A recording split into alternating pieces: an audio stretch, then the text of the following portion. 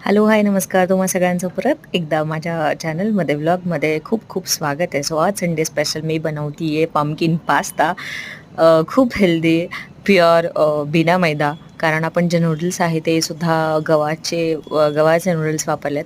So तुम्ही बघू शकता, मी तेल टाकलं, बटर टाकलं, त्यात थोड्याशा भाज्या ज्या काही आहेत त्या सौते केल्या. म्हणजे पम्पकिन, गाजर, जे काही आपल्याला सॉसला लागणारे, कांदा, लसूण, जिरं, आणि मग त्याची आपण एक प्युरी करून घेतली. आणि सहज परत एकदा बटरमध्ये मी थोडीशी ब्रोकली आणि कॅप्सिकम टाकलं. त्याच्यानंतर त्याला थोडं सौते केलं आणि हा आपण बनवलेला पम्पकिनचा क्रीमी क्रीमी पास्ता, त्यात थोडंसं पाणी घालायचं.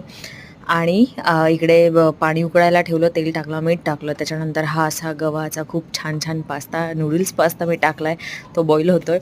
आणि जसं ती जी पेस्ट आहे, ती प्युरी थिक व्हायला लागते, तसंच आपण हा गरम गरम पास्ता त्या प्युरीमध्ये सोडायचा आणि त्याला छान छान छान छान मिक्स करायचं. भरभरून चीज टाकायचं, मस्तपैकी चिली फ्लेक्स, पेपर, ऑरेगॅनो असं सगळं टाकून गार्निश केलं. 2 मिनटं वाफ काढली आणि असा गरम गरम पास्ता सर्व्ह केला. खूप यमी, खूप टेस्टी आणि काहीतरी वेगळा होता.